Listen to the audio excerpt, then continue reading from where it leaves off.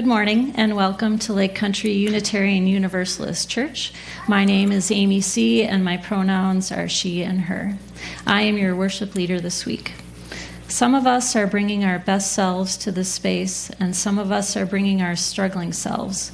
All of us are welcome here and all of us are loved. All of us are imperfect, but we're here to drop our defenses and trust that what happens in this space is powerful and life-giving. Together, we affirm that this day and our being together can make each of us braver, more compassionate, and wiser than when we woke up this morning. We welcome you here. We light our chalice as a symbol of gratitude as we celebrate the abundance of our lives together. In this sanctuary, we harvest bushels of strength from one another and offer our crop with the hands of compassion and generosity.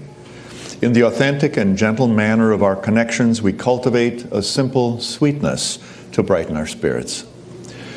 May we be grateful for the ways we nourish and uplift each other, for it is the sharing of this hallowed time together that sustains us.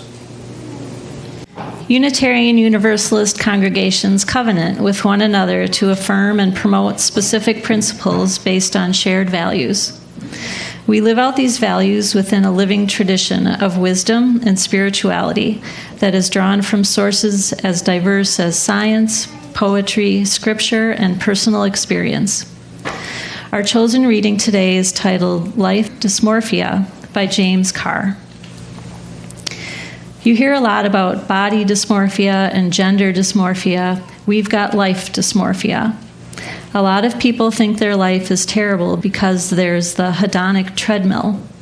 You get used to how great your life is. No one had a hot shower until 50 years ago. So I try and do this thing when you stand in a hot shower and just for a moment remind yourself that no one you admire from 100 years ago had this simple pleasure in life. When you look at the world that we live in, we are in the top percentile in terms of the luck that we have had. Enjoy your time, enjoy this, because it's fleeting. If someone said you had 6 months to live, what would you do? Enjoy your family, enjoy spending time with the people you love, and doing what you love. Prioritize that. This ends the reading. My name is Erich Moraine. I'm the affiliated community minister here, and I support Reverend Matt and the board in service to this community. Thanks for having me up here again. This is twice in as many months. I could get used to this. It's kind of nice. Thank you.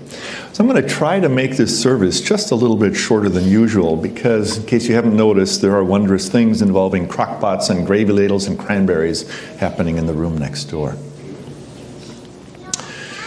So you know what's coming, right?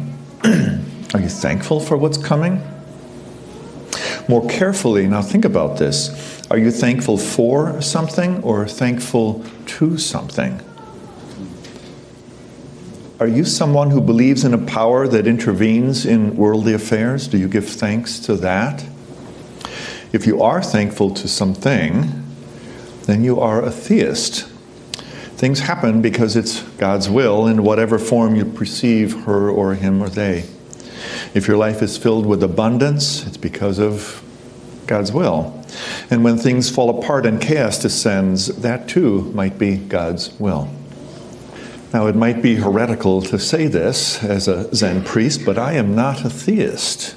I am not thankful to, but I am thankful for. I believe that the universe is driven not by metaphysical divine will, but rather by the complex interaction of fundamental laws of physics. And while it's possible that the universe might be sentient, I don't think there is a guiding intelligence which directs what happens. I think the universe is driven by laws that govern how matter interacts, which then sets the metes and bounds of what's possible.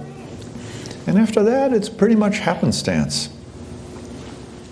I believe that when things happen which I like, for the most part, that's accidental. And likewise, when things happen which I don't like, they too are accidental. Either way, I have at best limited influence and certainly no control over the outcome. as is evidenced by the sound problems this morning, right? You do what you can, and that's all. My job is to accept and surrender to what is, and then cultivate a gratefulness practice for what's come my way. Theist or not, most of our lives are spent blind to what's actually happening behind the scenes.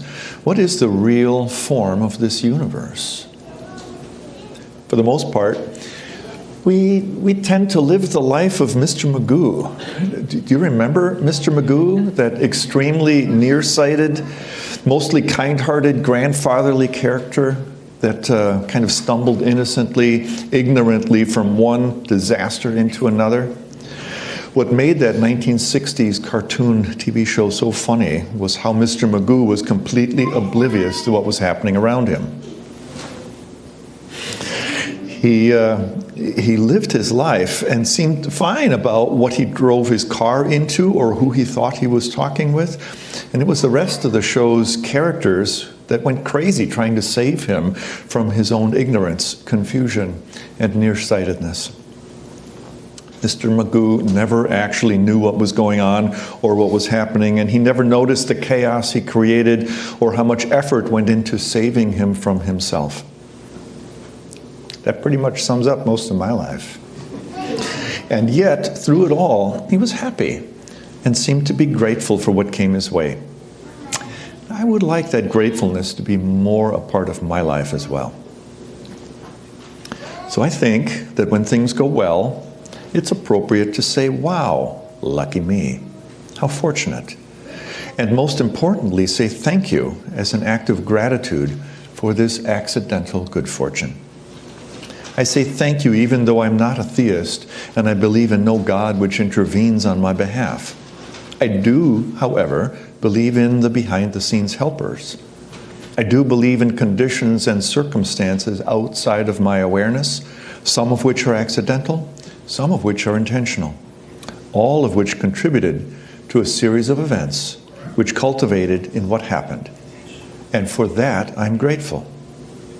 I'm grateful even if I don't understand or notice what's happened. Did you notice what's happening in the social hall? Did you see how it looks? Pause for a moment and give thanks to those unseen helpers who transformed that room for us. Give thanks to those who are preparing food in there right now, so that in a few minutes we may go and eat. Give thanks for those unseen helpers who brought the food, for those who bought the food, for those who put the ingredients on the store shelves for us to buy, and for those who trucked that food to the store, and for those who grew the food, and for the rain and sun necessary to grow the food. And if we had more time, we could talk about those who made the shoes the farmers wore, and who made the tools the farmer used, and who built the house that the tool makers live in, and so on, and so on, and so on. It's a very, very long chain of interconnection and interdependence. And most of those connections are invisible to us. And yet, they led to this set of conditions and circumstances, however improbable, which culminate in you and me being able to dip a ladle of gravy onto some stuffing and mashed potatoes. If I were to be appropriately thankful for all the time and effort that went into creating that moment, I'd probably get a little weepy. To quote my friend Craig Valdi, lucky me, lucky us, lucky you, lucky dog. I didn't get it right, did I? Anyway, you have to listen to this song.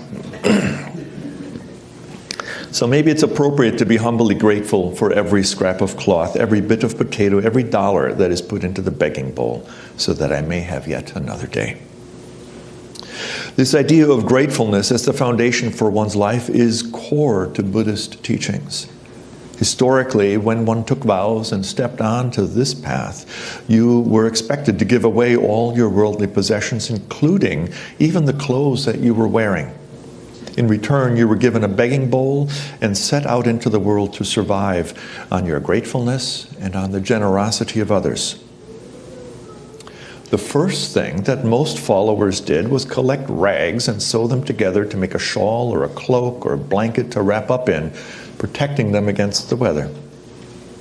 This morning, this green thing I'm wearing is the modern, sanitized, ceremonialized version of that ragged beggar's blanket, the one that identified you as a Buddhist, someone who claims nothing for themselves and who cultivates gratitude and thankfulness for everything.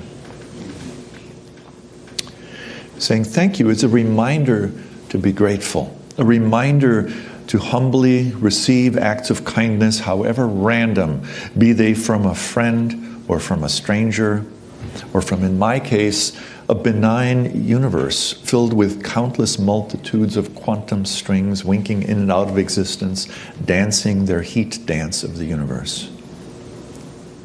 No matter why it happens, it's a good and healthy thing to practice and to notice that there are things to be grateful for, regardless of how they are formed. So you have a choice. Either you practice gratitude and cultivate an experience of contentment, or you become a hungry ghost, starved for fulfillment, trying desperately to fill a hole in your soul that nothing will fit into. Choose wisely, because your happiness depends on it. So I believe we are hardwired to experience joy and to notice beauty in the world. And sometimes that inner voice in me catches my attention and says, look, see, notice the sunlight. Notice this. This is something beautiful. Notice. Notice. And if I'm willing to pay attention, that moves me. And I realize I'm glad this is happening. And because of my gratitude practice, I might respond with thankfulness. And I might respond with humility. And I might realize I am profoundly grateful. And I am thankful. And as Greg Waldy's song says, lucky boy, lucky me. I'm grateful. I'm grateful to be here. I'm grateful that there are people around me with whom I can be vulnerable, even to the point of crying when I speak, because I feel so deeply. I'm grateful for my morning coffee, for clean socks to wear. Grateful for my life partner. I'm grateful for sunrises and new days filled with possibilities. So what is it you're grateful for? What is it that brings you to tears? What might choke you up if you talked about it? There are a lot of things that might take your words away, and many of them are painful. Some of them are happening right now to people we know, or to those who are disenfranchised and marginalized, or just unlucky. There is, in fact, a lot of pain in the world to notice, and there will be time to talk about it. All those things which shouldn't be but still are. And with your permission, for just a moment, let's not talk about tears of pain right now. Not in this moment, not for today. For today, could we talk about tears of joy instead? Can we just, for a moment, turn our attention away from the pain and direct it to the beauty that is both within and all around you? Take a moment right now. See if you can remember a time when you were moved in a joyful way by something you saw, or you felt, or you heard, or you thought, or you tasted.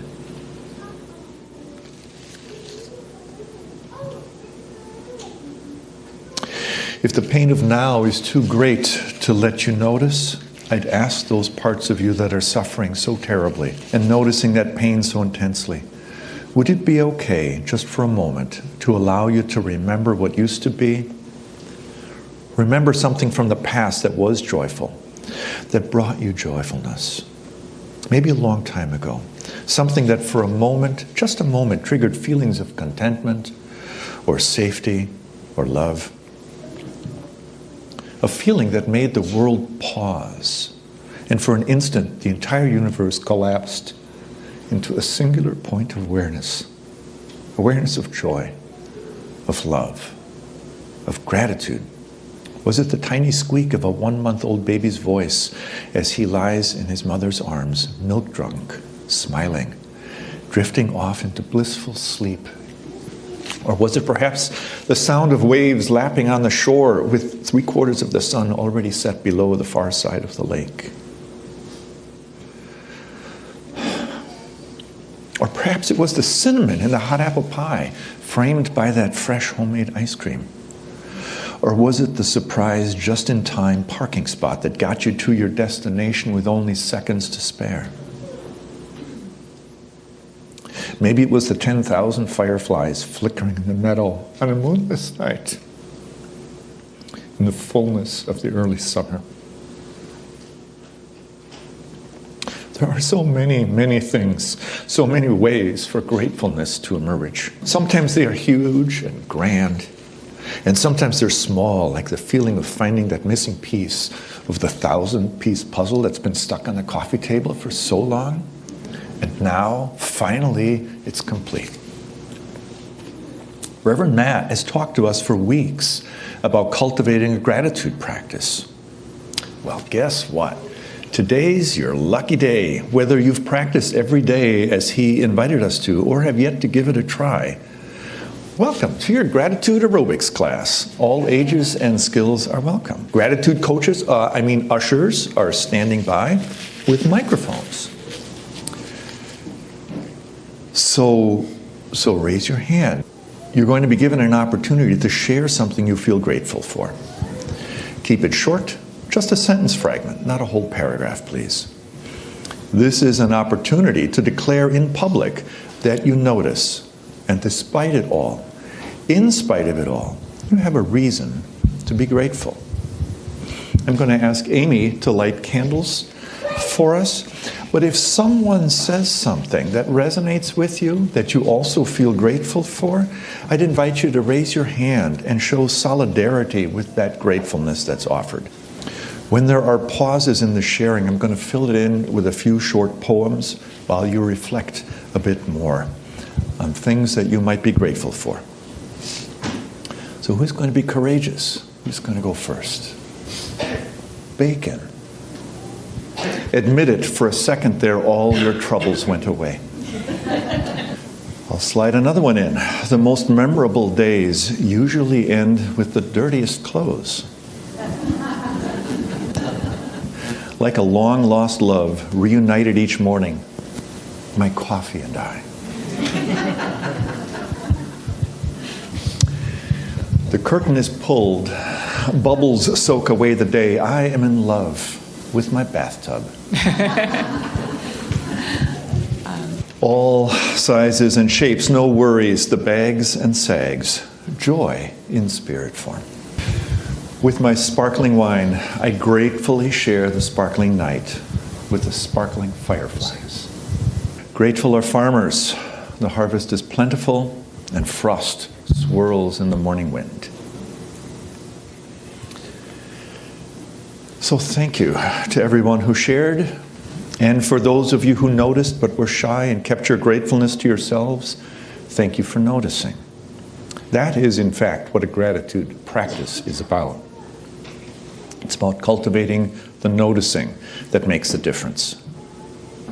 Think about giving this a try again tomorrow. A good time to practice is when you're waking up and getting ready to start your day. Try it. See if it makes a difference. So in closing, I'll say when times are good, be grateful for what you have. And when times are bad, be grateful for what you have. Practice the noticing. Practice your gratefulness. Because as Reverend Matt has told us, gratefulness is the balm that will get us through the tough times. Peace, and may it be so. And so one last thing I need your help with. In your orders of service, there is an extra sheet of paper. I was asked to give a blessing for the food, to reflect and pause and be thankful for. So what I'd like to do is read this as a group. Please help with me. Let's read through the reflection before meals, which is offered during Hollow Bones retreats. Let us reflect upon our work and the whole process and efforts of those who brought us this food. Let us be aware of the quality of our deeds and the purity of this food as we receive this meal.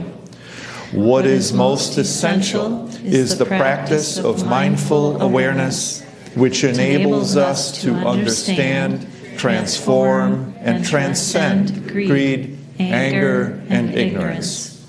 We deeply appreciate this food, this warm flesh and blood of life, which sustains the good health of our bodies and minds. In order to continue the life of true awareness, wisdom, compassion, and skillful means for all beings, we accept this offering. Thank you.